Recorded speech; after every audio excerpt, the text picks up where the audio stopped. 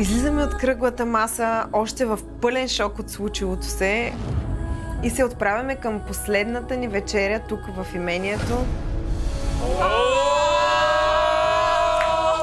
Кръгла маса! Абсолютно контрастно настроение на малката кръгла маса в сравнение с голямата кръгла маса.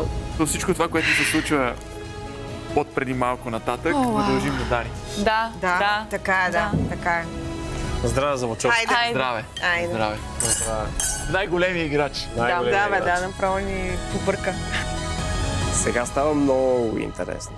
Защото дори и аз да нямам съмнение към останалите участници, много вероятно е това, което се случи в последните кръгли маси, начинът по който Глория е афектирана, да даде пряко отражение върху развоя на тази игра в самия и край. Дали някой от нас няма да бъде прогорен, независимо дали е праведен или не.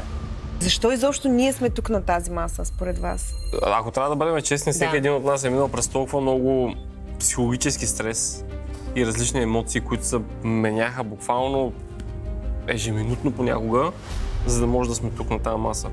И другото нещо, което на мен лично вярвам и за вас ни е струвало да сме тук, това са всички от тези хора, които са задраскани на това. Благодарение на тях сме тук, да, малко или много. На стената. На здраве за всички праведни, които паднаха в боя. И за Дани Бачорски. И за Дани който беше предател от класа. Който спаси деня. Гледам портретите на стената и се чувствам благодарна. Изключително съм благодарна, че стигнах до тук, защото всеки един от тези хора можеше да е на моето място. И всеки един от праведните заслужаваше да бъде на мое място. Затова праведните сме длъжни да докараме играта до край и да спечелим. Това не беше само игра. Тук смесихме реален живот, нереален живот, игра, мисии, стратегии. И това нещо ме кара да си мисля, че аз съм апгрейднал себе си.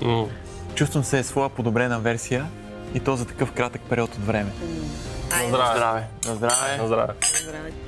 Приключва вечерята, прекрасна вечеря, в която се посмяхме, спомнихме се много неща, които се случиха тук, между нас всички и чуваме часовника. Часовникът ми напомня, че в играта никога не се знае какво ще се случи до последния момент. Затова се мобилизирам и утре съм отново на бойното поле. Този път обаче, знаете ли какво? Няма смърт. Няма, ще се видим утре. Тази вечер ще спим спокойно. Време. Сега всички са усмихнати, спокойни, но това не е финала. Утре се надявам някой да не ни спогоди някакъв номер. Ако не се случи, ще бъдем и на финала много усмихнати и спокойни.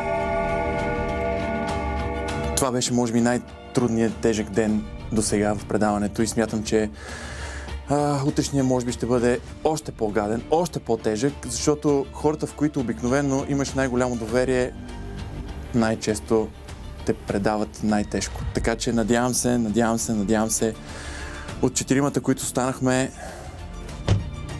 да не се окаже, че Глория е предател. Или Ева.